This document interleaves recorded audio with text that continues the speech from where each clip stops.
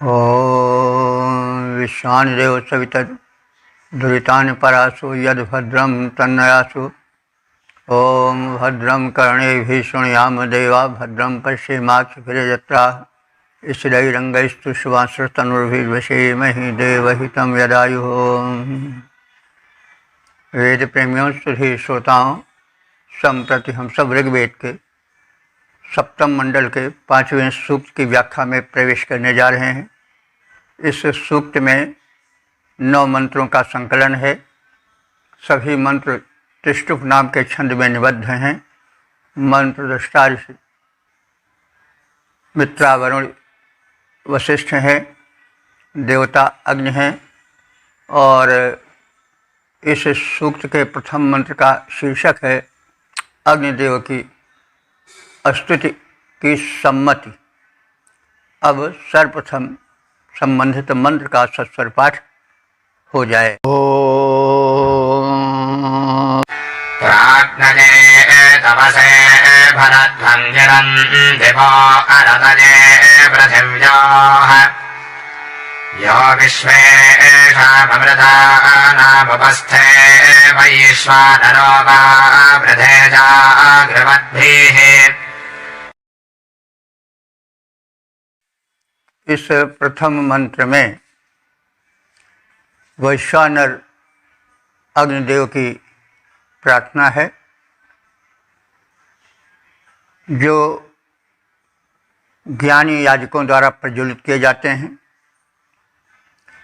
उनके स्तवन हेतु, स्तुति हेतु मनुष्यों से आग्रह किया गया है कि हे मानवा, हे उपासक मनुष्यों, तव से दिवा पृथिव्याः अरतये। वे अग्नि जो वैश्वानर हैं और प्रज्वलित हो चुके हैं, उन अग्निदेव की प्रार्थना करो। तो पहले यह जान लेना आवश्यक है कि यहाँ जो विशेषण लगा है वैश्वानर, उसका तात्पर्य क्या है।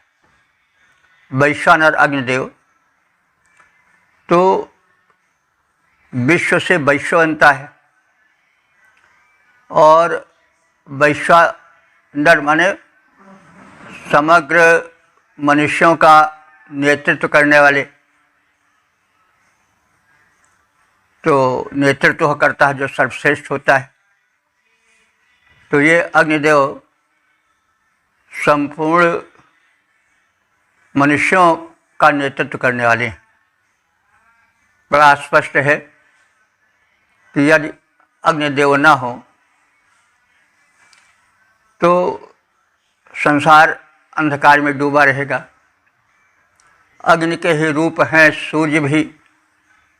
ये सब नाम अलग अलग पाए हैं, लेकिन हैं एक ही तत्व। अग्नि के व्यापक विराट रूप हैं सूर्य देवता।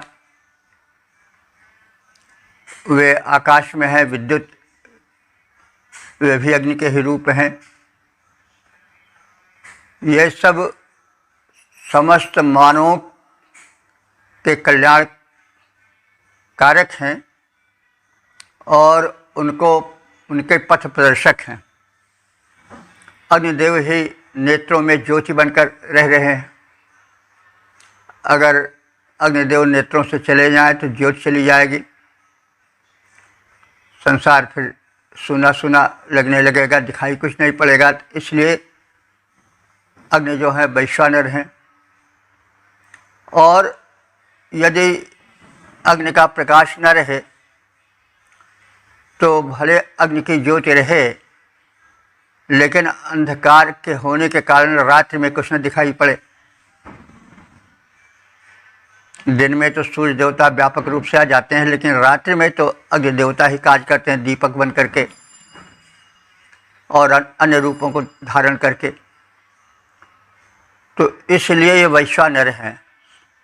विश्व से वैश्य बना है और नर से नेत्र विधायक। तो संपूर्ण जीव मात्र के विशिष्ट रूप से नरों के नेतृत्व विधायक हैं यह प्रदीप्त अग्निदेव, इसलिए इनको वैश्वानर कहा गया है। ये कैसे हैं? मानवाह मनुष्यों के द्वारा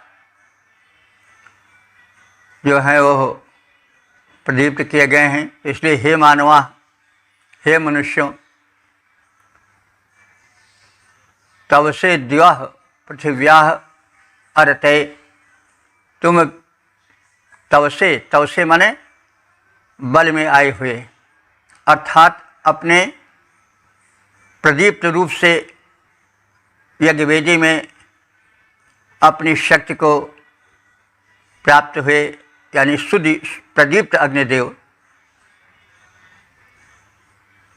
तुम जो हो वो जागृवत भी ववृद्धे, जागृवत भी माने जागरणशील, अर्थात ज्ञानी, कर्तव्यनिष्ठ याजकों अर्थात यज्ञ कराने वाले पुरोधाओं के द्वारा ववृद्धे माने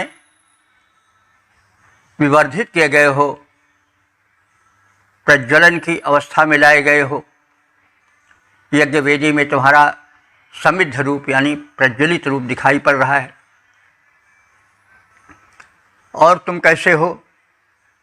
द्युलोक और पृथ्वी लोक पर गमन करने वाले हो, और ऐसे अग्निदेव की हे मनुष्यों, गिरम भरध्वम, गिरम माने प्रार्थना विषयक वाणी को, भरध्वम माने प्रवृद्ध करो, भर दो। तात्पर्य सप्रेम व्यापक रूप से ऐसे अग्निदेव की प्रार्थना करो। यह वैश्वानर, जो वैश्वानर नाम से संबोधित किए जाते हैं क्योंकि वे संपूर्ण मनुष्यों का प्रकाश बनकर नेतृत्व करते हैं। और विश्वेशाम अमृता नाम उपस्थित, और संपूर्ण मनुष्यों के लिए अमृता नाम उपस्थित, अमृतवत अपनी उपस्थिति प्रदीप्त होकर के प्रस्तुत करते हैं। तो ऐसे वैश्वानर अग्निदेव और विश्वेशाम अमृता नाम उपस्थित, विश्वेशाम माने संपूर्ण, अमृता नाम माने अमर देवों के। अमृत कहते हैं एक तो पदार्थ है जो पिया जाए तो ऐसा कहा जाता है कि व्यक्ति नहीं मरेगा, लेकिन अमृत जो मरे नहीं अमर हो उसके लिए भी प्रयुक्त होता है। तो देवता अमर हैं, देवता कभी मरते नहीं हैं, इसलिए वे अमर हैं। तो इस प्रकार से सब देवों के समीप विश्वेशाम अमृता नाम उपस्थित, सभी अमर देवताओं के पास तुम जाओ। तो जिन वैश्वानर अग्निदेव को समस्त देवों के समक्ष जागरणशील याजकों द्वारा प्रज्वलित कर बढ़ाया गया है या बढ़ाया जाता है, तो वे वैश्वानर अग्निदेव जो कि सबके शरीर में ताप बनकर, प्रकाश बनकर निवास करते हैं, ऐसे वैश्वानर अग्निदेव को समस्त देवों के समक्ष जाने के लिए, हव्य भाग लेकर के जाने के लिए, आहुति को लेकर जाने के लिए जागरणशील ज्ञानी याजक यज्ञ वेदी में प्रज्वलित कर चुके हैं, उनका प्रदीप्त रूप प्रकट हो गया है। प्रदीप्त होकर जो अग्निदेव द्युलोक और भूलोक पर विचरण करते हैं, हे मनुष्यों, उन अग्निदेव की स्तुतियाँ तुम सब करो। उनके सामर्थ्य को, उनके स्वरूप को, उनके लोक हितैषी प्रारूप को, जो वैश्वानर नाम से उनको संबोधित करने के लिए ऋषियों को बाध्य कर देता है, ऐसे अग्निदेव की तुम सब मिलकर हे मनुष्यों विनत भाव से आवाहन करो और स्तुति करो। जो अग्निदेव सर्वाग्रगण्य, जो वैश्वानर कहलाते हैं, जागरणशील जन के द्वारा प्रज्वलित बढ़ाए जाते हैं, प्रज्वलित हुए अवनी अंबर पर जो गतिमान दिखाते हैं, स्तुतियाँ उनकी करो जो कि सर्वोत्तम शोभा पाते हैं। इस प्रकार से यह बताया गया है कि मनुष्य अग्नि उपासक सभी अग्नि देवता की स्तुति करें और याजक गण यज्ञ कराने वाले उन अग्नि को प्रदीप्त कर चुके हैं। अग्नि यज्ञवेद में पूर्ण रूप से प्रदीप्त हैं, प्रज्वलित हैं और अवनी अंबर पर वे अपने प्रभाव को जता चुके हैं। वे देवताओं को उनका यज्ञ भाग देने के लिए तत्पर हैं, इसलिए इनकी स्तुति करो।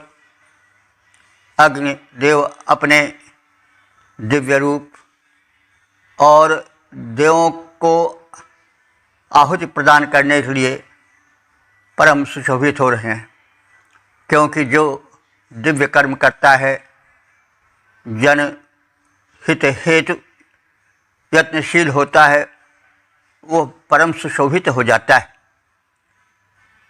इस प्रकार से अग्नि देव अनंत गुणों से विभूषित हैं। इसलिए हे उपासकों, हे मनुष्यों, ऐसे अग्निदेव की वंदना, उनकी उपासना तुम सब मिलकर करो। ओम वेद प्रेमियों, सुधी श्रोताओं, संप्रति हम सब ऋग्वेद के सप्तम मंडल के 5वें सूक्त के दूसरे मंत्र की व्याख्या में प्रविष्ट हो रहे हैं। मंत्र दृष्टा ऋषि मैत्रावरुण वशिष्ठ हैं, छंद त्रिष्टुप और देवता अग्नि हैं। शीर्षक है वैश्वानर अग्नि की महत्ता। अब संबंधित मंत्र का सर्वप्रथम सस्वर पाठ हो जाए। रष्टादिविधा यज्ञः पृथिव्यान्नेता सिन्धूनां वृषभस्तिजानां समानुषेरभिनिशो विभाति वैश्वानरो वा वृधानो वरेण। इस दूसरे मंत्र में वैश्वानर अग्निदेव, जो संपूर्ण प्राणियों के हितैषी में अग्रगण्य हैं और इस कारण जो वैश्वानर नाम पाए हैं, इस विशेषण से युक्त हैं, उनसे प्रार्थना की गई है कि वे अग्निदेव वृष्टि करें और संसार का कल्याण करें। नदियों में पर्याप्त जल प्रवाहित करें ताकि जलाभाव में लोग कष्ट न उठाएं। तो सिंधु नाम नेता, हे वैश्वानर अग्निदेव, तुम सिंधु नाम नेता। सिंधु कहते हैं वेद में नदी को, वैसे प्रचलित अर्थ में तो सिंधु माने समुद्र माना जाता है या ज़्यादा से ज़्यादा सिंधु नदी मानी जाती है, लेकिन वेद में सिंधु शब्द लगभग सभी जगह पर नदियों के लिए प्रयुक्त हुआ है।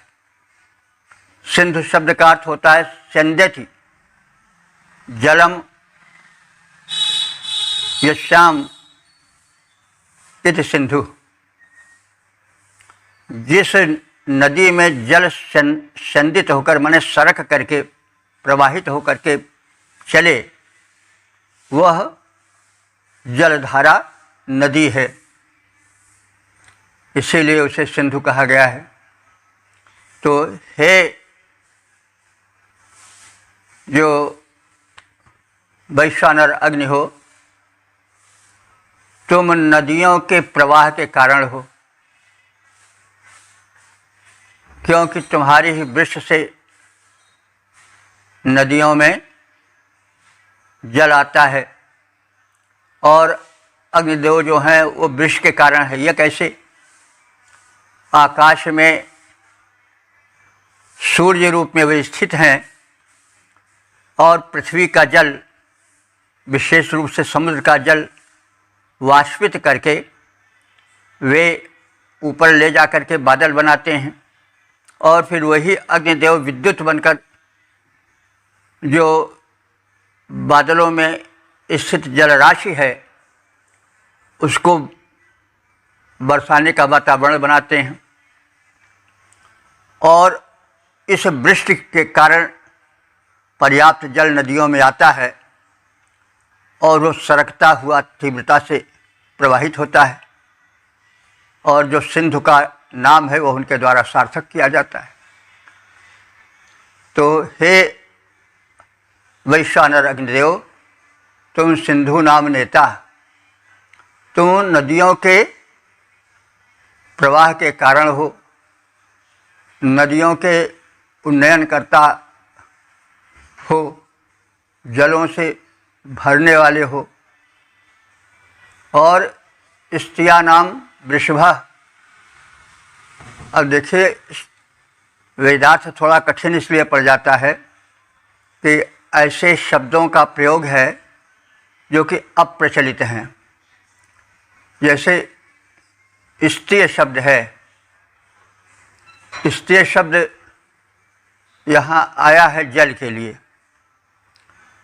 स्त्रीय शब्द लौकिक संस्कृत में तो हमने प्रयुक्त अभी तक नहीं देखा, शायद हो, लेकिन जहाँ तक मेरा विचार है, स्त्रीय शब्द जल के लिए नहीं प्रयुक्त हुआ है, हमने अभी तक नहीं देखा है कहीं। तो यहाँ ऋग्वेद में स्त्रीय शब्द जल के लिए आया है। तो स्त्रिया नाम माने जलों के, वृषभा माने वर्षण करने वाले हो। तो वृषभ माने हम लोग बैल को जानते हैं, लेकिन यहाँ वृषभ माने वर्षण करता, इसी वृक्ष से वृक्ष भी बनती है। तो वृषभ माने वर्षण करने वाले हो। बैल को इसलिए वृषभ कहा होगा कि बैल उस समय मुख्य साधन था कृषि प्रधान देश का, आज की तरह ट्रैक्टर नहीं थे, तो बैल ही भूमि को विदारित करता था, जोतता था, और अंत में वही जो है वह शकट गाड़ियों को खींचता था। तो इस प्रकार से अनेक रूप में बैल जो था वो भारतवर्ष के लिए परम हितकारी था, धन धान्य का वर्षक था। इसलिए धीरे धीरे वृषभ को जोड़ दिया गया बैल से, लेकिन मूल रूप में है वृषभ माने वर्षण करने वाला। तो यहाँ पर वैश्वानर अग्नि के लिए आया है कि स्त्रिया नाम वृषभा, तुम जलों के वर्षण के कारण हो, क्योंकि जो अग्निदेव हैं वे समुद्र के जल को वाष्पित करके बादल बनाते हैं और बादलों में विद्युत बनकर अग्निदेव ही प्रविष्ट करते हैं और उन्हीं के गर्मी से और चमक दमक से बादलों में भरा जल पृथ्वी पर टपकता है, वृष्टि बन जाता है। इसीलिए कहा गया है कि हे वैश्वानर अग्निदेव, सभी प्राणियों के हित करने वाले अग्निदेव, तुम वृषभ हो, माने जल का वर्षण करने वाले हो। षष्ठः पृष्ठः अग्नि, पृष्ठः माने सुपूजित, हे अग्निदेव, दिव्य पृथिव्याम धाई, तुम दिलोक में और भूलोक में स्थापित हो।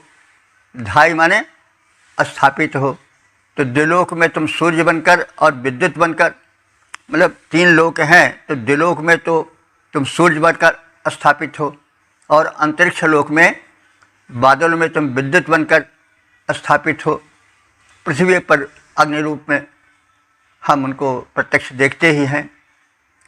तो वह सह वैश्वानराय, वह जो वैश्वानर अग्नि है, वह वरेण वविधाना, वरेण माने श्रेष्ठ आहुतियों द्वारा बढ़ाया जाए, क्योंकि वो सर्वजन के नेतृत्व विधायक हैं वैश्वानर अग्निदेव, और श्रेष्ठ आहुति पा करके वे वृद्धि प्राप्त करते हैं। इसलिए उन्हें यज्ञवेदी में बढ़ाया जाए, उनमें पर्याप्त आहुति डाली जाए। मानुषी विषा अभिविभाति, वे मानवीय प्रजाओं में प्रकाश बनकर के भी फैलते हैं। तो सूर्य बनकर और घर में दीपक बनकर वे प्रकाश बनकर फैलते हैं। तो इतने उपकारी हैं अग्निदेव। तो भाई जो उपकारी का उपकार नहीं मानेगा, उसके प्रति नम्र उपासक बनकर नहीं रहेगा, वो क्या है? अकृतज्ञ है। और अकृतज्ञता सबसे बड़ा दोष है। जिसने हमारे साथ कुछ किया है उसके किए हुए को भूल जाना अकृतज्ञता है, और वो सबसे बड़ा पाप है। तो इसलिए हे मनुष्यों, ऐसे दिव्य देव की तुम स्तुति करो। यह अग्निदेव जो वैश्वानर कहते हैं, संपूर्ण प्राणियों में निवास करके उसका हित करते हैं। वे मनुष्यों में जीवन बन करके, मुखमंडल पर तेज बन करके विराजमान हैं। वही अग्नि उत्तम हवि द्वारा वर्धित होकर दिलोक और भूलोक में भी स्थापित हैं। दिलोक में सूर्य बनकर और भूलोक में अग्नि बनकर वे स्थापित हैं। विधिवत आराधित सर्वमंगलकारी अग्नि ही प्रसन्न होकर जल वर्षण कराते हैं और नदियों में नीर बनकर उनमें पर्याप्त रूप में जल को प्रवाहित होने का वातावरण बना करके, ताकि प्राणियों को जल संकट न हो, इसलिए पर्याप्त जल प्रवाहित करते हैं। तो ऐसे वैश्वानर अग्निदेव की उपासना हे उपासकों तुम अवश्य करो। तो वही है कि जो वैश्वानर अग्नि मनुष्यों में जीवन बनकर निवास करते हैं, मनुष्यों में तेज बनकर मुखमंडल पर छा जाते हैं और ज्योति बन करके जीवन को प्रकाशित करते हैं, नेत्रों में रहकर ज्योति बनकर दृष्टि प्रदान करते हैं, वही अग्निदेव उत्तम हवि द्वारा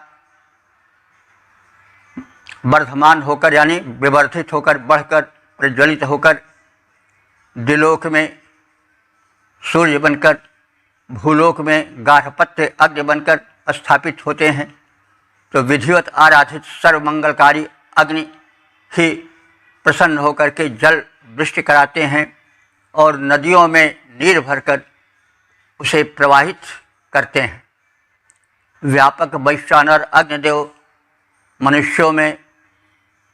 मनुष्यों में बसते बनकर प्रकाश अविवर्धित हो उनका अवनी अंबर तक हो जाता विकास, विधिवत आराधित मंगलमय होकर प्रसन्न जल बरसाते, नदियों में भी भर नीर विपुल उनमें भारी प्रवाह लाते।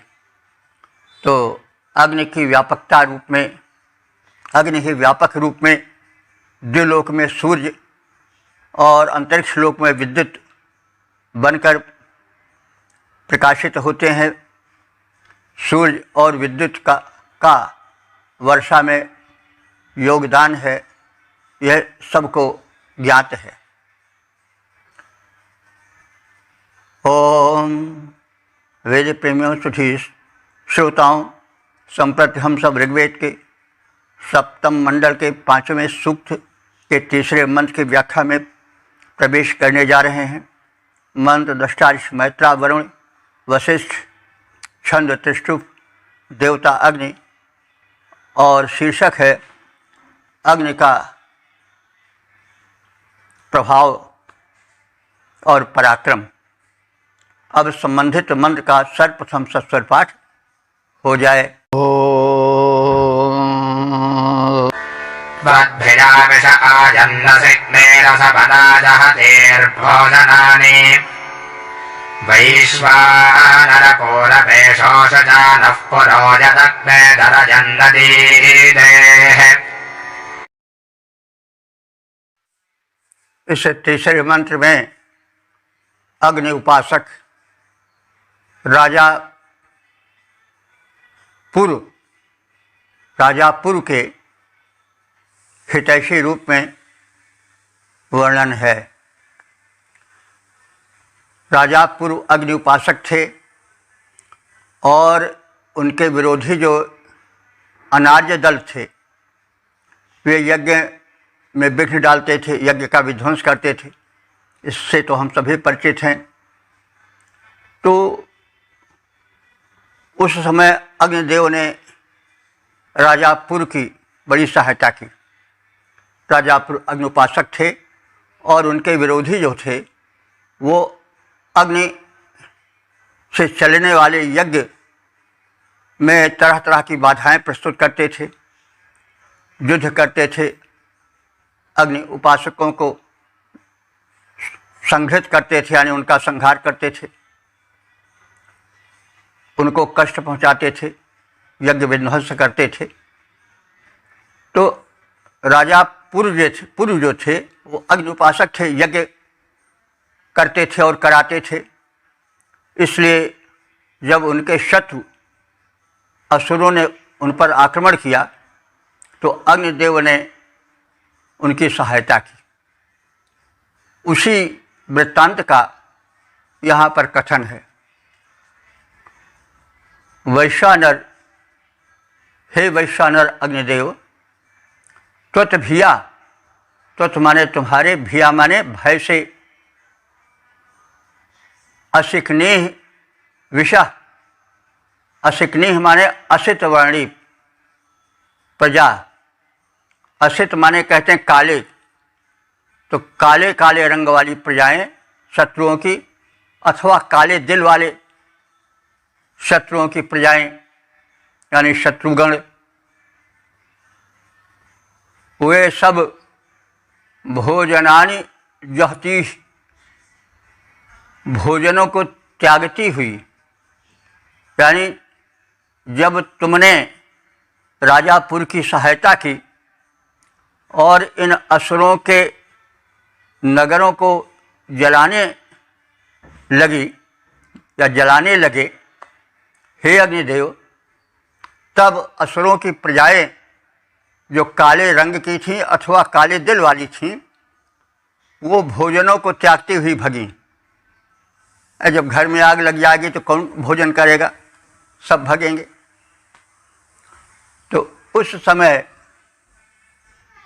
असमनाह आयन तितिर, वे सब असमनाह माने तितर बितर होने लगे, और आयन माने स्थान छोड़ करके भागने लगे। पूर्वे सोच चाना, जब तुम राजा पुर के लिए प्रकाशित हुए तब पुरः दरयन अधिदेह, तब शत्रु की पुरियों को ध्वंस कर तुम प्रज्वलित हो उठे। तो हे अग्निदेव, तुमने जब अपने प्रचंड रूप को धारण किया और प्रदीप्त तेज से शत्रुपुर को ध्वंस करने लगे, तब राजापुर के शत्रुओं के नगरों को तुमने ध्वस्त किया।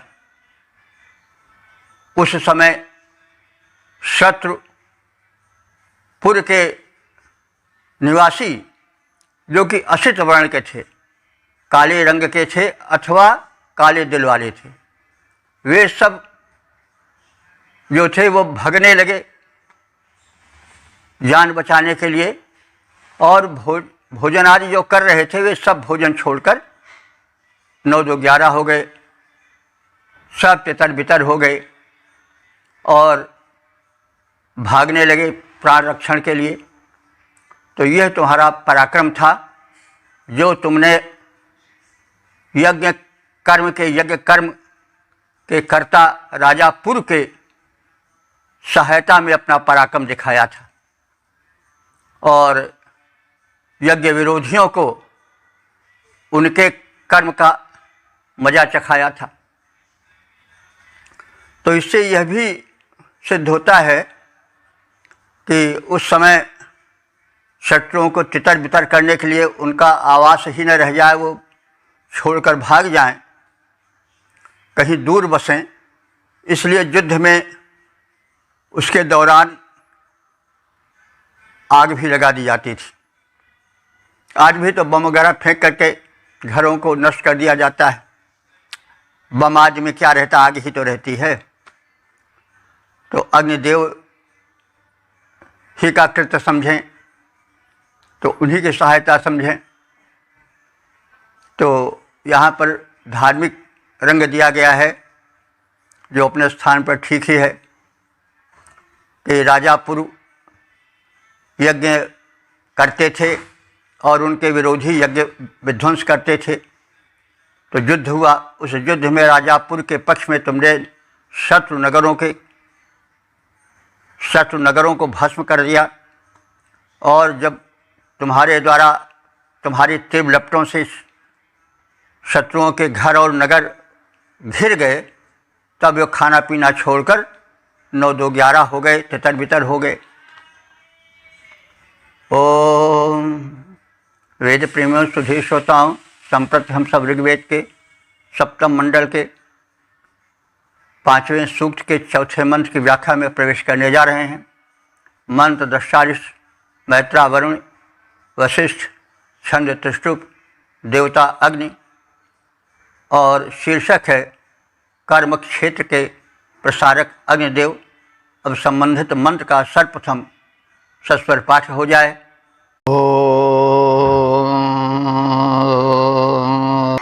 तव त्रिधातु पृथिवी उतद्योर्वैश्वानरौ रथमग्ने सचन्त त्वं भासारोदसी आतदन्थाजस्रेण शोचिषा शोषुचानः। इस चौथे मंत्र में अग्नि देवता कर्म क्षेत्र को प्रभावित करते हैं और कर्म करने के लिए पथ प्रशस्त करते हैं और त्रिलोक का विस्तार करते हैं। अर्थात तीनों लोकों में, भूलोक, अंतरिक्ष लोक और द्युलोक में कर्म का प्रसार हो जाता है और कर्म क्षेत्र का इस प्रकार से विस्तार हो जाता है। तो कर्म क्षेत्र के विस्तारक रूप में इस मंत्र में अग्निदेव की प्रार्थना है। तव व्रतम त्रिधातु, तुम्हारे व्रत का त्रिधातु अर्थात तीनों लोकों में, पृथ्वी लोक में, अंतरिक्ष लोक में और दिलोक में प्रसार होता है। और इन तीनों लोकों में जो रहने वाले मनुष्य हैं अथवा प्रजाएं हैं, वे सचंत माने अपने अपने कर्मों में संलग्न हो जाते हैं। अग्नि, हे अग्निदेव, अजस्यण शोशुचाना शासुचाना, इस प्रकार से तुम विशेष प्रकाश को प्रकाशित करते हुए आशा रोदसी आततंथ, तुम अपने तेज से, अपने प्रकाश से, रोदसी माने द्विलोक और भूलोक तथा अंतरिक्ष लोक को आततंथ प्रकाश से भर देते हो और उनमें कर्मजाल का विस्तार करते हो।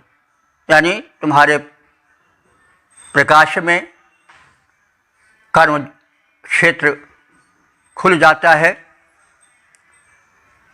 और लोग कर्म में संलग्न हो जाते हैं। तो तीनों लोकों के निवासी तुम्हारे द्वारा निर्धारित नियमों का पालन करते हैं। हे अग्निदेव, तुम अपनी विशेष आभा से आभासित होकर द्युलोक और भूलोक को विस्तृत बना देते हो। विस्तृत बना देने का अर्थ हुआ कि कर्मजाल फैल जाता है और जो सिमटा सा कर्म क्षेत्र था वो विस्तृत हो जाता है। तुमने ब्रह्मांड व्यवस्था में जो निश्चित नियम बनाए हैं उनका पालन तीनों लोकों के प्राणी करते आए हैं। हे अग्नि देवता, जब अपना अनुपम प्रकाश हो फैलाते, आभासित हो पिंड सकल फिर कर्म क्षेत्र में आते हैं। तो अंधकार में दृष्टि प्रसार न होने से कर्म का क्षेत्र सिमटा पड़ा था और अग्नि द्वारा प्रकाशित होने पर, सूर्य के द्वारा हो अथवा दीपक के द्वारा हो, तो कर्म क्षेत्र तब बढ़ ही जाता है, वही उसका प्रसार होना है। तो अंधकार में दृष्टि प्रसार न होने के कारण कर्म क्षेत्र सिमटा पड़ा था। तेज या प्रकाश तत्व जो कि अग्निजन्य है, उसके प्रकाशित हो जाने पर कर्म का विशाल क्षेत्र खुलकर सामने आ जाता है। यही द्विलोक और भूलोक का विस्तृत होना है।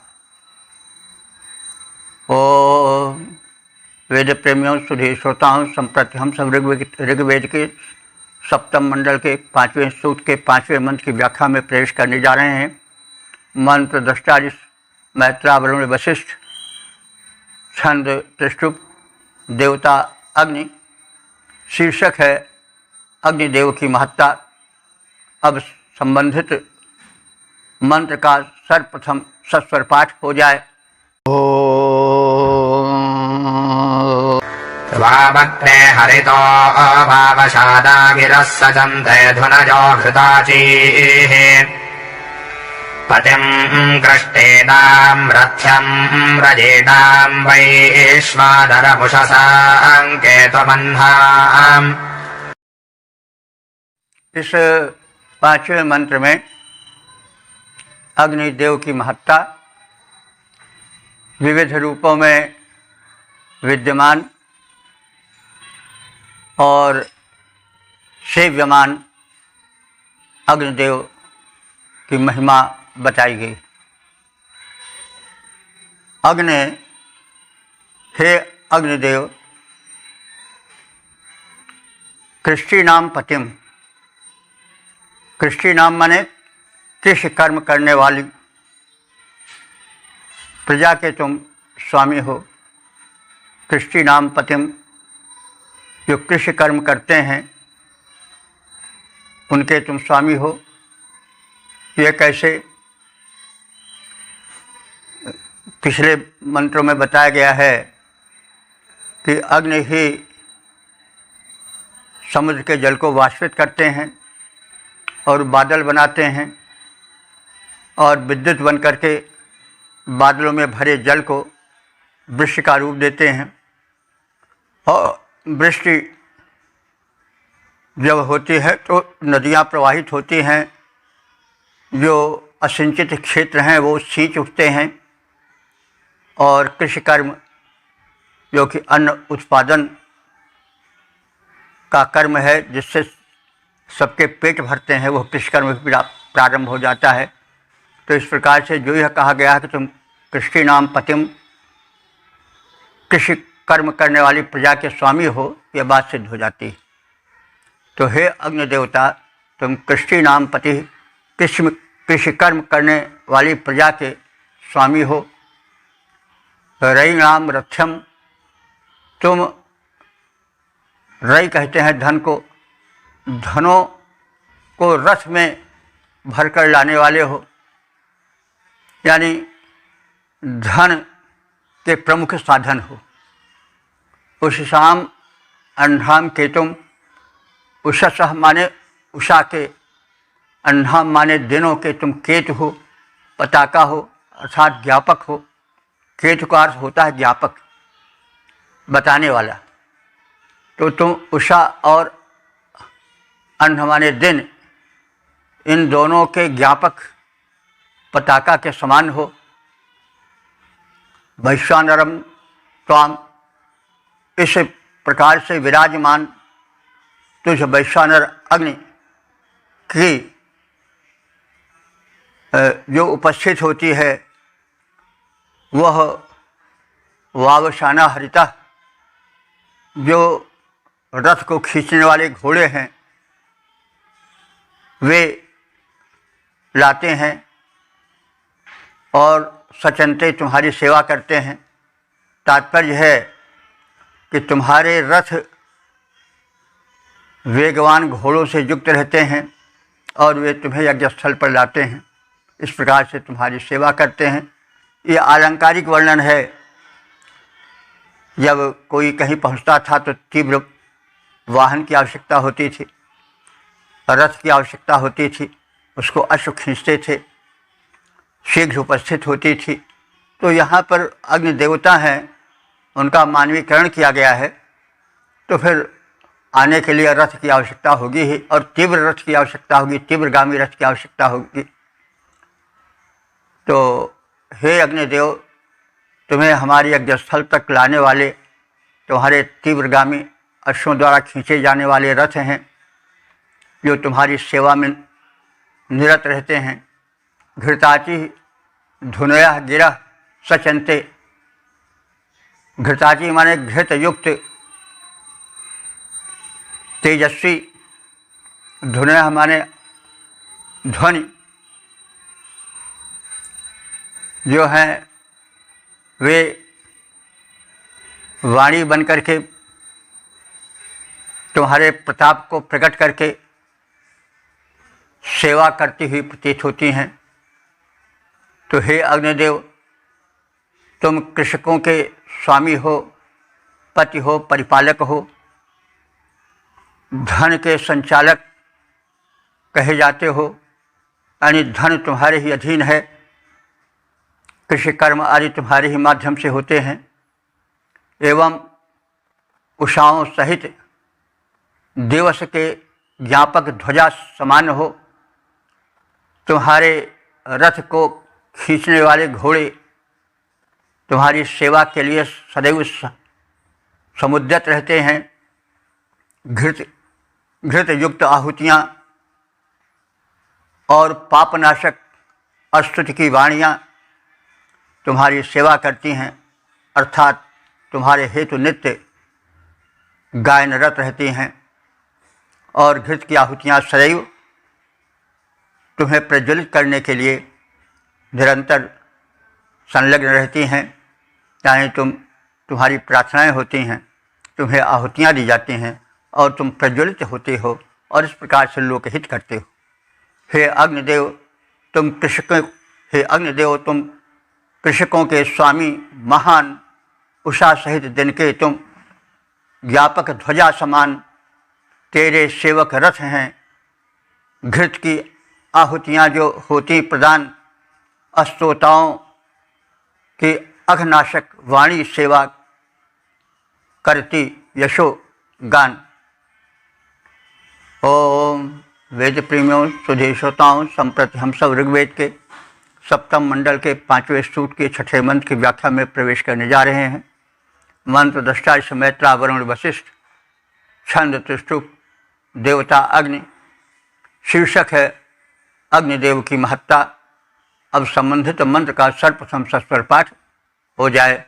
ओम त्वे असुर्या अम्बशपोन्वन् क्रतुम् हिते मित्रमहो जुषन्तान् स्वन्दस्योऽङ्ग्रोकशो अग्न आज उरज्योतिर्जनजन्नार्याज। इस 6ठे मंत्र में वैश्वानर अग्निदेव के दिव्य स्वरूप का कथन किया गया है। वे उपासकों के बसाने वाले हैं और जो विरोधी हैं उनको उजाड़ने वाले हैं। जो आर्य हैं, श्रेष्ठ कर्मकर्ता हैं, प्रगतिशील विचारों के धारक हैं, उनको अग्निदेव आवास देते हैं, बसाते हैं। लेकिन जो आर्य विरोधी हैं, अनार्य हैं, उनको वे उखाड़ फेंकते हैं। तो उनके इन दो रूपों का कथन इस मंत्र में है। तो हे मित्र महा, हे मित्र महा, हे मित्र के महत्व को बढ़ाने वाले अग्निदेव, ते वसवः असूर्यम निऋण्वन्, तेरे भीतर वसुदेवों ने बल स्थापित किया है। वसु एक देव की कोटि है। तो तुमने वसुदेव समूह में बल भरा है और तेरे भीतर वसुदेवों ने बल स्थापित किया है। ते क्रतुम् जुषन्त, तुम्हारे प्रिय कर्म को परिपूरित किया है। त्वम् आर्याय उरुज्योति जनयन्, तुमने आर्यों में यानी जो प्रगतिशील विचारों वाले हैं, शुभ कर्म करने वाले हैं, ऐसे आर्यों में ज्योति जागृत किया है। उनमें विशिष्ट ज्योति जगाई है।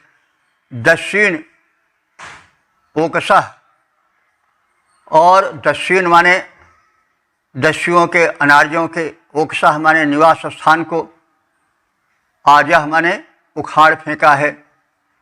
तो हे अग्निदेव, तुम मित्रों के महत्व को बढ़ाते हो।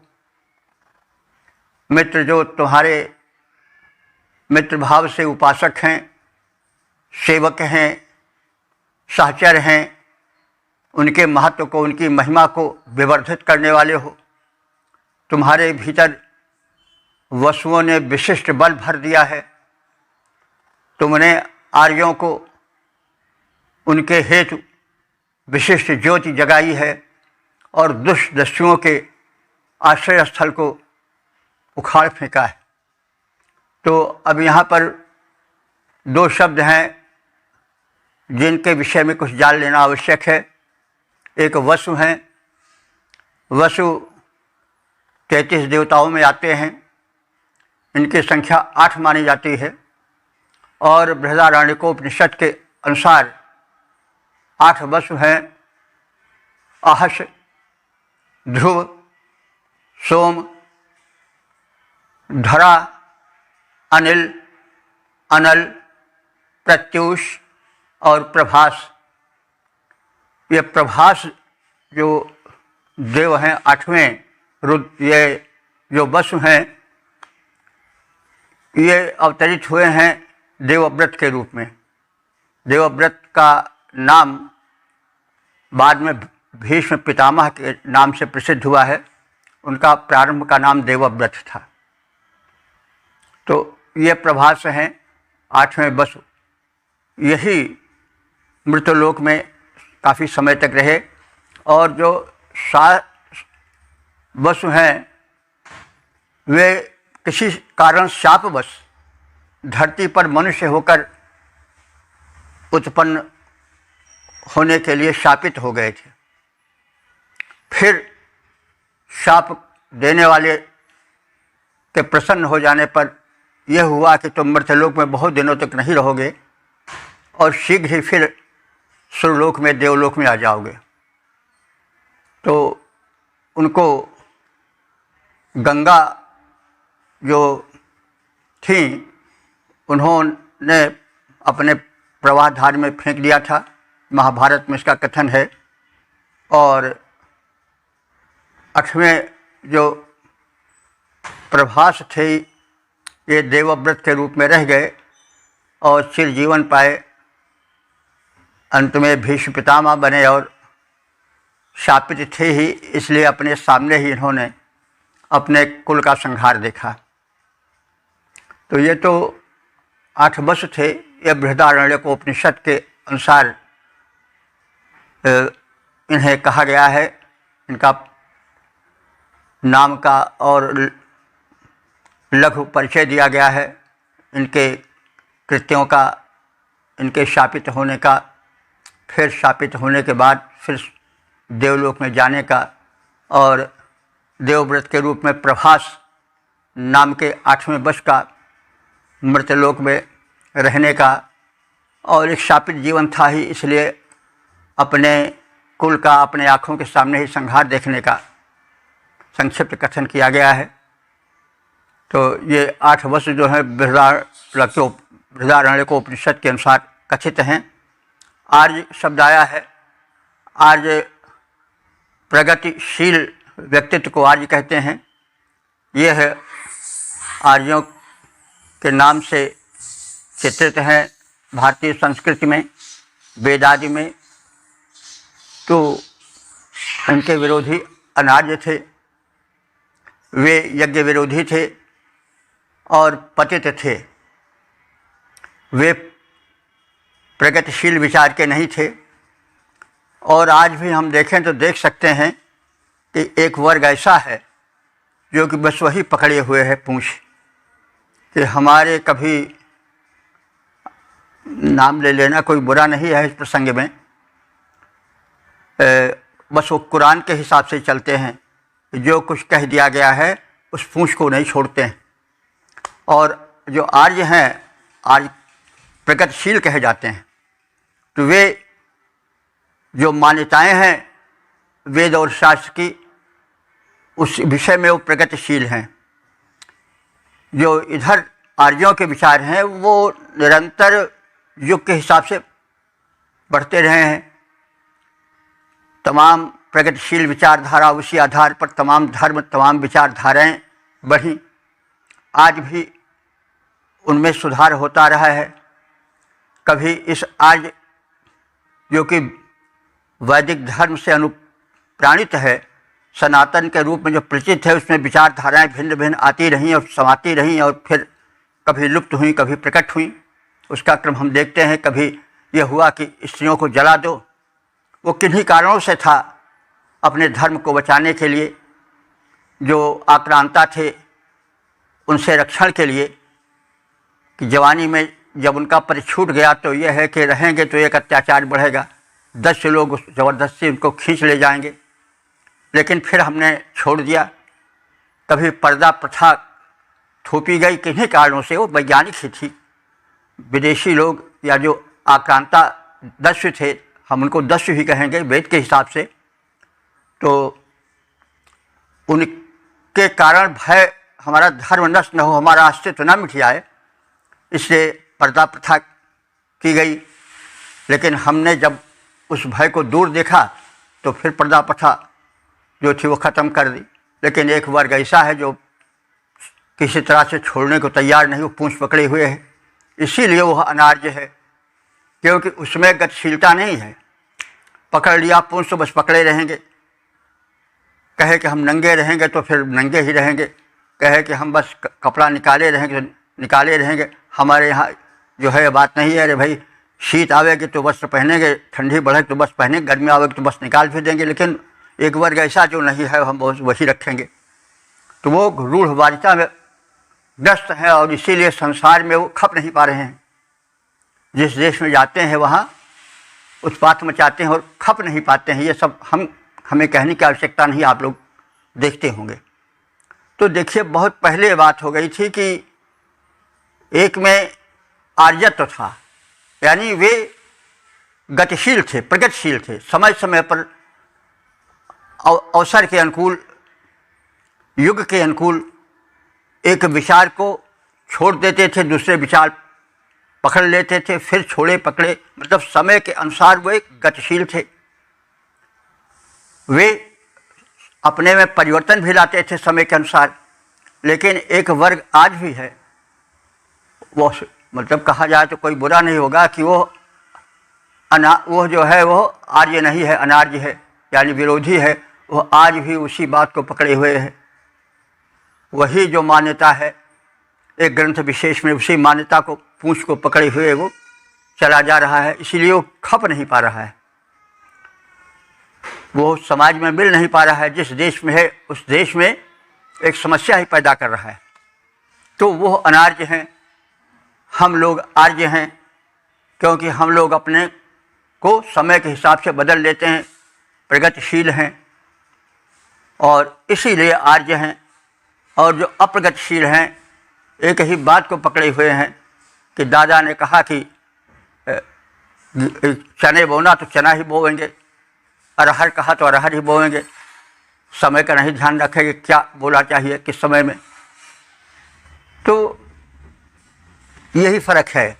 आर्य जो हैं वो सनातनी हैं और समयानुसार वे मान्यताएं लाते हैं, मान्यताएं छोड़ भी देते हैं। तो ये आर्य हैं कि आर्य का अर्थ होता है गतिशील, प्रगतिशील, और अनार्य का अर्थ है कि जो एक बात है वही पकड़े रहेंगे और युग में हिल मिल नहीं पाएंगे। संसार में वो बिल्कुल अलग अपना जीवन पकड़े रहेंगे, बस एक पुस्तक का नाम लेंगे और फिर दूसरे से मतलब नहीं है। हमारे यहाँ सब में देखा जाता है, सब बातों को अपनाई जाती है। तो बस यही फ़र्क है आर्य और अनार्य में। जो अनुदार विचार वाले हैं, दूसरे के विचार को सुन ही नहीं सकते हैं, वो अनार्य हैं। और रूढ़वादी हैं, एक वर्ग वो है जो समयानुसार परिवर्तन को सम्मान देता है। तो यही फ़र्क है आर्य और अनार्य में। तो हे अग्निदेव, तुम मित्रों के, उपासकों के महत्व को बढ़ाने वाले हो। तुम्हारे भीतर वसुओं के विशिष्ट बल भरे पड़े हैं।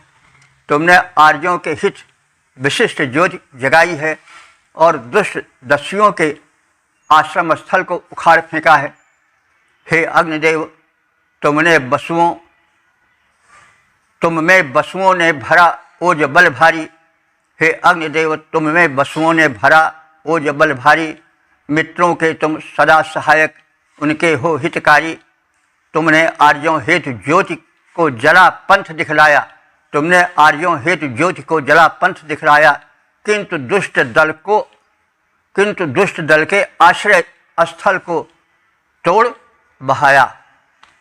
ओम वेद प्रेमियों, सुधीर श्रोताओं, संप्रति हम सब ऋग्वेद के सप्तम मंडल के 5वें सूक्त के 7वें मंत्र की व्याख्या में प्रवेश करने जा रहे हैं। मंत्र दशारिष, मैत्रा, वरुण, वशिष्ठ, छंद त्रिष्टुप और देवता अग्नि। शीर्षक है अग्नि की महत्ता। अब संबंधित मंत्र का सस्वर पाठ हो जाए। ओम सजानपादः परमेभ्यो मन्वाजन्नपादः परिभासि सद्यः त्वं भवनाजनयन्नभिक्रन्दपत्याजजातवेदो दशस्यन् इस 7वें मंत्र में लोक हितैषी अग्नि की व्यापकता, उनकी शक्तिमत्ता और लोकहित में होने वाले कार्यों का कथन है। सह तुम, हे अग्निदेव, वह तुम परमे व्योमन जायमाना, सुदूर आकाश में व्योम में सूर्य रूप में उत्पन्न होते हो। जो सूर्य है वो भी अग्नि का व्यापक रूप है, वो भी अग्नि है, वो भी ज्वलनशील है, ताप देता है। तो अग्नि का ही एक रूप, व्यापक रूप सूर्य है।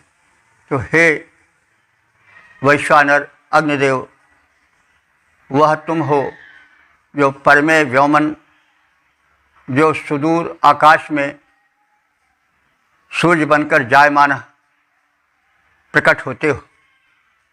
वायु न माने समान, जैसे बार बार कई बार यह कहा गया है कि यदि शंका के बाद न होता है तो वैदिक व्याकरण के हिसाब से समान का वो अर्थ देता है। तुम वायु न माने वायु के समान। पाथा सद्यः परिपास, जो वाष्पित जल होता है उसको सद्यः परिपास, सद्य ही, शीघ्र ही रक्षा करते हो, पी लेते हो। पा माने रक्षा भी होता, पाने रक्षणे दोनों में पा धातु आती है। पाथ कहते हैं जल को, वो तुम पाथा सद्यः परिपास, यानी भूतल के जल को वाष्प में परिवर्तित करके उसका रक्षण करते हो।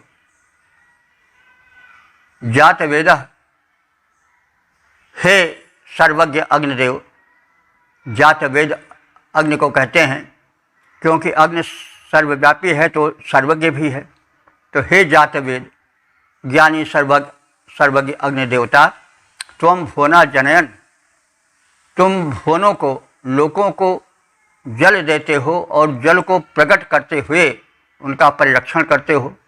अपत्याय कैसे? जैसे अपत्य हो, अपत्य माने संतान होता है।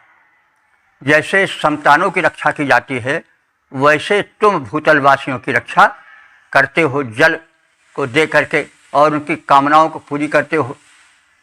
अभिकरण, गर्जन करके और जल दे करके।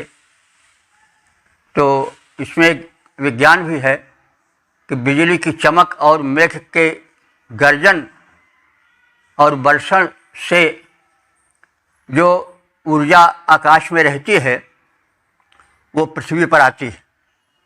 बिजली चमकती है और मेघ गर्जन करते हैं, और जब वर्षण होता है तो जो ऊर्जा रूप में शक्ति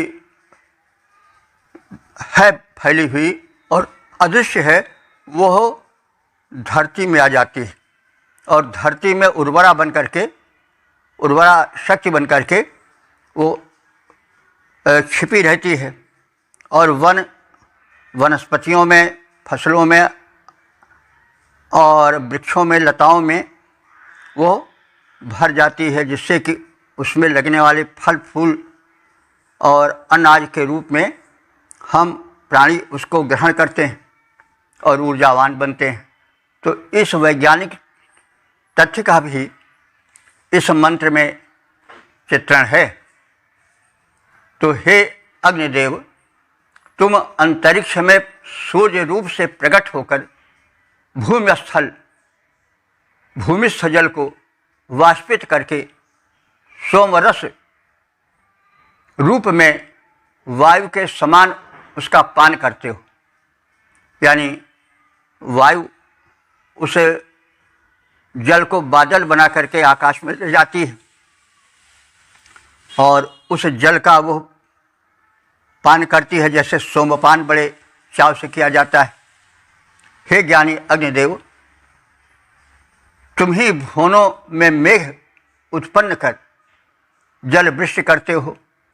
तुम्हारा विद्युत रूप देखकर और गड़गड़ाहट को सुनकर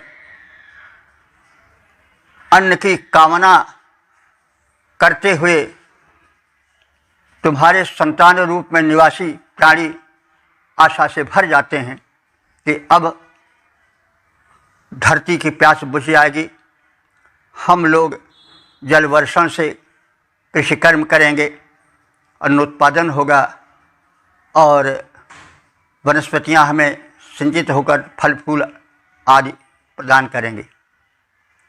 तो हे अग्नि, सूर्य बनकर तुम ही भूखा जल वाष्प बनाते हो, उस जल को सोम समान वायु के संग पान कर जाते हो, उस जल को सोम समान वायु के संग पान कर जाते हो। तुम विद्युत बनकर घन गर्जन करके जल को बरसाते हो, भूतलवासी जन को अन्नों की आशा से हुलसाते हो। तो बिजली की चमक और मेघ गर्जन वर्षण से जो व्योम व्यापी ऊर्जा है वो भू पर आती है और पृथ्वी का कल्याण होता है। तो इस सूक्ष्म वैज्ञानिकता से भी हम परिचित हो गए। हमारे ऋषि इस विज्ञान को बहुत पहले समझ चुके थे।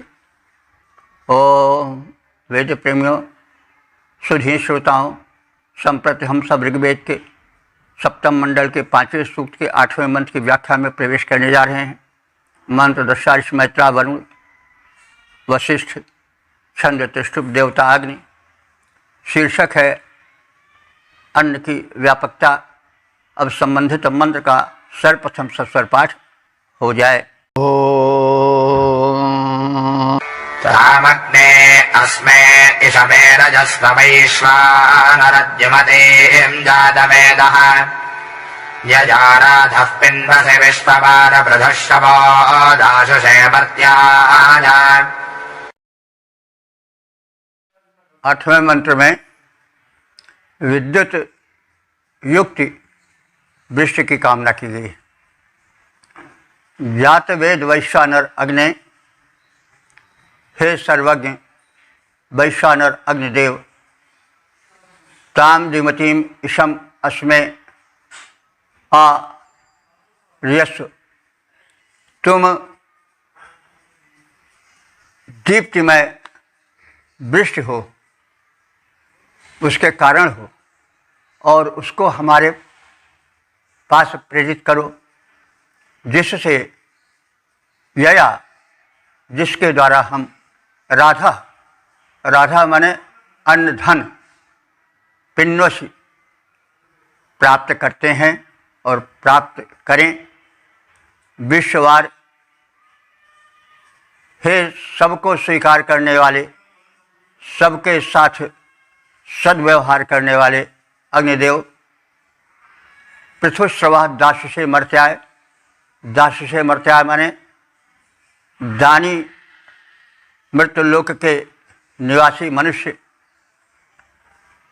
तुम्हारे द्वारा पृथुश्रव माने पृथु माने व्यापक, श्रव माने कीर्ति और श्रव माने अन्न दोनों होता है।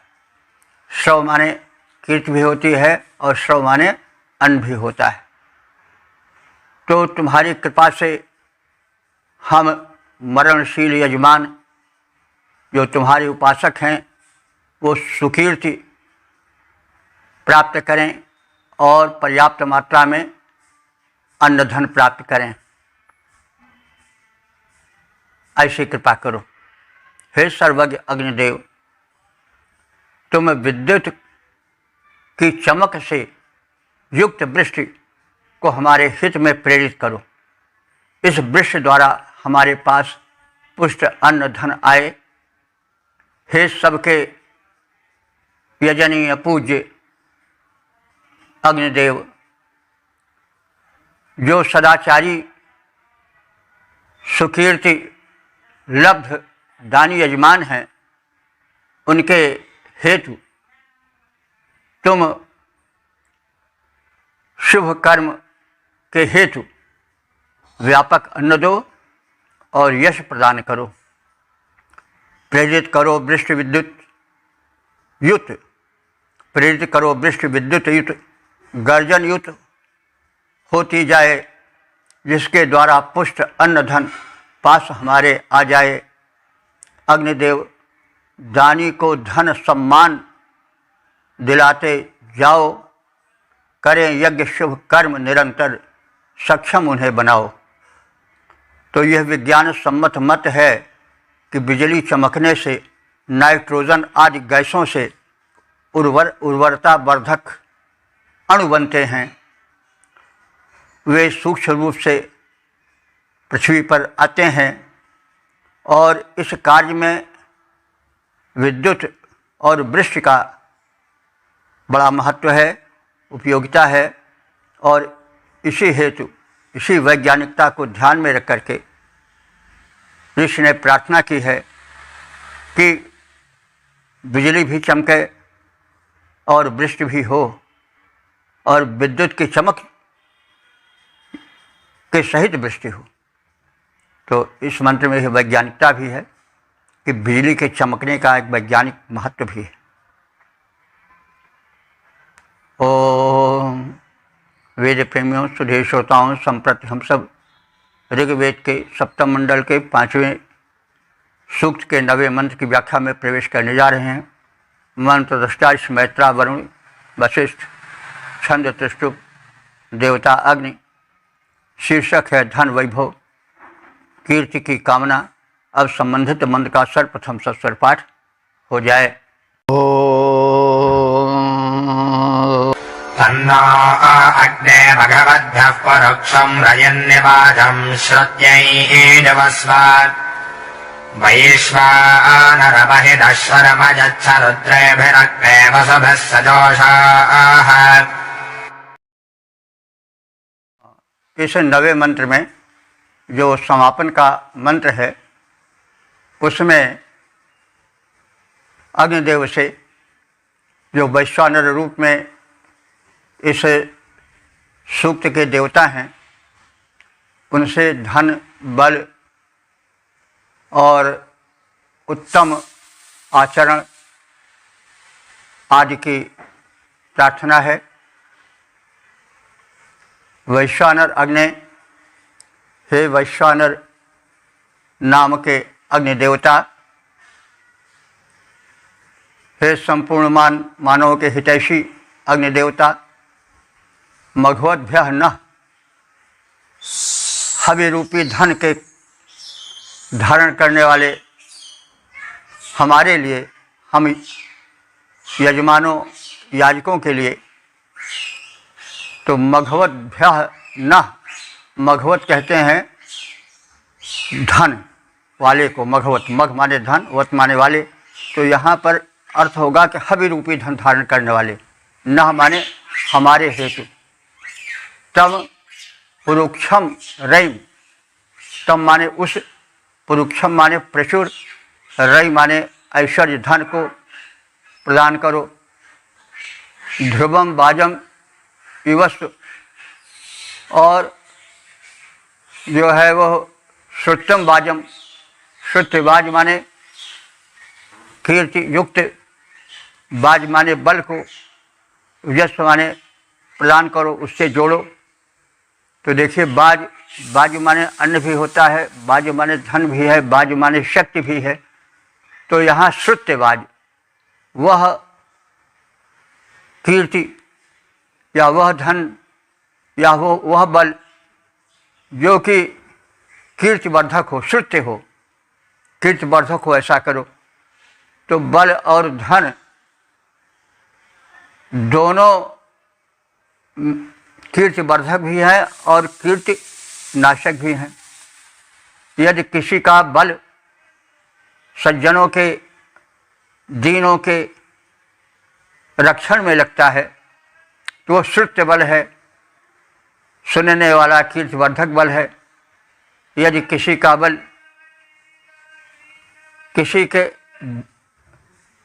किसी निर्दोष के, किसी निर्बल के सताने में लगता है तो वह अश्रुत्य है, यानी वो कीर्तिनाशक बल कहा जाएगा। तो हे अग्निदेवता, हमें श्रुत्य बल दो, यानी ऐसा बल जो कीर्ति बढ़ाने वाला हो। बल राम में भी था और रावण में भी बल था। किसी में बल की कमी नहीं थी, लेकिन राम का बल श्रुत्य बल है और रावण का बल जो है अश्रुत्य बल है। एक कीर्तिवर्धक, एक कीर्तिनाशक। वसु भी रुद्रे भी सजोषा, हम वसु और रुद्रों के साथ रहने वाले बने, उनके कृपा पात्र बने। यह महि शर्म यच्छ, हे अग्निदेव हमें महि माने व्यापक, शर्म माने आनंद, यच्छ माने प्रदान करो, हमें व्यापक आनंद प्रदान करो। हे संपूर्ण मानवों के हितैषी अग्निदेव, हविरूप धनधारी हम यजमानों को प्रचुर यश और धन दो, जो कि कीर्तिवर्धक हो, जिसके प्रयोग से, जिसकी प्राप्ति से हमारा यश बढ़े, कीर्ति बढ़े, ऐसा बल हो, ऐसा धन हो। हे वसुओं और रुद्रों के साथ रहने वाले अग्निदेव, हमें व्यापक सुख दो, सुरक्षा दो। हे अग्निदेव संपूर्ण जनों के हितकारी, हम यजमान तुम्हारे दाता, जो हविधन धारी, यशप्रद धन बल यश वर्धक दो, स्तुति करूं तुम्हारी। हे वसुओं रुद्रों के संगी, दो सुख संपत्ति सारी। तो अग्नि को वसुओं और रुद्रों का संगी बताया गया है, उनके साथ रहने वाला बताया गया है। तो 8 वसु हैं, 11 रुद्र हैं। 8 वसुओं का तो परिचय इसी सूक्त में पिछले मंत्रों में दे दिया गया है। अब रुद्र के विषय में भी हम थोड़ा सा ज्ञान प्राप्त कर लें। जो रुद्र हैं वो 11 हैं। विष्णु और शिव पुराण के अनुसार 11 रुद्र के नाम इस प्रकार से हैं: कपाली, पिंगल, भीम, विरूपाक्ष, विलोहित, शास्ता, अजपाद, अहिर्बुघ्न, शंभु और चंड तथा भव। ये 11 रुद्र हैं। तो ये अग्निदेव के वैश्वानर अग्निदेव के संगी हैं, सदैव इनका साथ रहता है और ये सब मिलकर मानव के कल्याण में सहायक हों। जो सज्जन मनुष्य हैं, धार्मिक हैं, शिष्ट हैं, लोकोपकारी हैं, उनको रक्षा मिलती रहे 8 वसुओं और 11 रुद्रों से, जो कि अग्निदेव के साथी हैं। उनका सम्मिलित बल हम सबकी रक्षा करे। तो यह जो है वो प्रार्थना है, सटीक सार्थक प्रार्थना है। और अब हम इस सूक्त का संक्षिप्त परिचय प्राप्त कर लें। यह सूक्त ऋग्वेद के 5वें मंडल का सूक्त है। इसमें 9 मंत्र संग्रहित हैं और इसका जो प्रारूप है वो हम संक्षेप में प्रस्तुत करेंगे। पहले यह जान लें कि अब तक कितने मंत्रों की व्याख्या हम लोग कर चुके हैं, सुन चुके हैं, कह चुके हैं। अब तक जो मंत्र व्याख्यायित हो चुके हैं उनकी संख्या हो चुकी है 5198। इसका संक्षिप्त सार ये है कि अग्नि के अनेक रूप हैं। अग्नि का वो रूप जो घट घटवासी है, शरीर में जो जठराग्नि बनकर रह रहा है, शरीर में जो व्याप्त है ताप बन करके, वह रूप जो है वह अग्नि का कल्याणकारी रूप है। और अग्नि का जो कल्याणकारी रूप है, वैश्वानर के रूप में वो सभी वन वनस्पतियों में व्याप्त है और इन्हीं अग्निदेव की कृपा से पृथ्वी की स्थिति है। ये सूर्य रूप में द्युलोक में और विद्युत रूप में अंतरिक्ष लोक में बादलों के मध्य और गार्हपत्य अग्नि के रूप में यज्ञवेदी आदि में विद्यमान हैं और इस प्रकार से ये सभी प्राणियों के रक्षक हैं। ये प्रकाश देने वाले हैं। प्रकाश अग्नि में ज्योति बनकर इन्हीं का रूप है। यदि दृष्टि में अग्नि तत्व क्षीण हो जाए, न रह जाए तो अंधत्व आ जाता है, व्यक्ति कुछ नहीं देख पाता है, प्रकाश होते हुए भी उसका लाभ नहीं ले पाता है। तो अग्निदेव के ही कारण उषा का आगमन होता है, दिन का आगमन होता है और उन्हीं के कारण वृष्टि होती है और वृष्टि बल से, विद्युत के रूप में गर्जन बल से लोक कल्याण होता है, पृथ्वी में जीवन पनपता है, जल वृष्टि होती है, नदियों में पर्याप्त जल प्रवाहित होता है। तो ये सब इन वैश्वानर अग्निदेव की कृपा है, उनकी महत्ता है, उनकी करुणा है, मानवों के प्रति कल्याण भावना है। इस सूक्त में थोड़ा इतिहास भी है। एक वर्ग है जो कि यह कहता है कि वेद में इतिहास नहीं है, तो इसे नहीं माना जा सकता है। कारण यह है कि जब हम वेद को ईश्वर वाणी मानते हैं तो वह ईश्वर, वह परमात्मा तो त्रिकालज्ञ है, उसे मालूम है, विदित है, सुविदित है कि क्या होने वाला है, क्या हो रहा है, क्या हो गया है। तो इसलिए उसकी वाणी में अगर इतिहास आ जाए, अगर भविष्य आ जाए, तो इस कथन की कोई सार्थकता नहीं रह जाती है। इसी तरह से मंत्रद्रष्टा ऋषि हैं, वो भी त्रिकालज्ञ हैं। वे भविष्य को भी जान सकते हैं, भूत को भी जान सकते हैं, वर्तमान तो जानते ही हैं। तो जो भूत है, भूतकाल है, उसके भी वो ज्ञाता हैं। तो इसलिए मंत्रद्रष्टा ऋषि के वाणी में यदि इतिहास के तथ्य व्यक्त हो गए तो भी यह कहना न्याय संगत नहीं है कि इसमें इतिहास नहीं हो सकता है। और जब त्रिकालदर्शिता का प्रश्न आता है तो प्रश्न नहीं रह जाता। फिर वेदों में भूतकालिक क्रियाएं भी हैं, तो जब भूतकालिक क्रियाएं का प्रयोग हुआ है तो फिर इतिहास है क्या? भूतकाल का ही तो कथन है। जैसे सिनेमा बनता है तो घटनाएं तो देखने वालों को जो पहली बार देखते हैं सब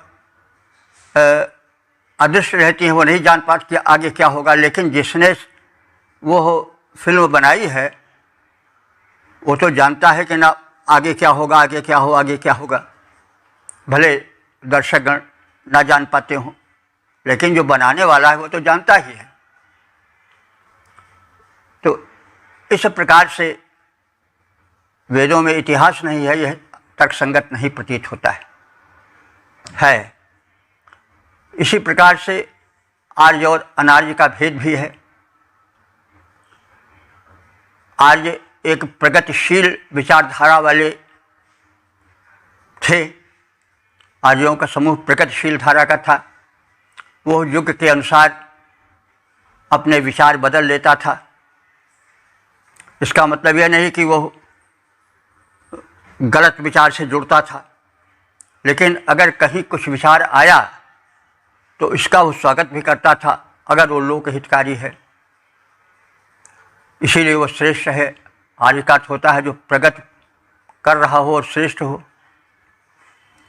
तो इसीलिए जितने परिवर्तन हुए वेदाश्रित जो सनातनी धर्म है, सनातन धर्म है, उसमें उनका स्वागत होता रहा। हमारे यहाँ जो वेदों में बड़ा निंद शब्द है चारवाक, लेकिन चारवाक को भी ऋषि माना गया क्योंकि वो भी कुछ बात कह रहा है, उसकी सत्यता पर भी विचार करो। वो भी ऋषि है, एक विचार उसने दिया, ठीक है। वो मतलब बहुत अधिक प्रशंसनीय नहीं है, लेकिन है तो चिंतन किया उसने, इसलिए ऋषि माना गया है चारवाक को भी। हमारे यहाँ बौद्धों को जो कि वेद के बड़े विरोधी थे, उनको भी दशावतार में ले लिया गया है, बुद्ध को। तो इस प्रकार से हमारे यहाँ जो है वह विचार कभी उसकी एक जगह नहीं टिका है, उसमें प्रत्येक का स्वागत होता रहा है। सतर्क खंडन भले किया गया हो, लेकिन किसी नए विचार को प्रस्तुत करने वाले को भी सुना जाता था। और जो धर्म ऐसे हैं, कुछ धर्म ऐसे हैं कि वो बस जो कह दिया गया किसी जगह पूंछ पकड़े बैठे हैं, तो भले कुछ उससे अनिष्ट ही हो रहा हो, लेकिन उसको छोड़ने के नहीं तैयार हैं। वे अनार्य हैं।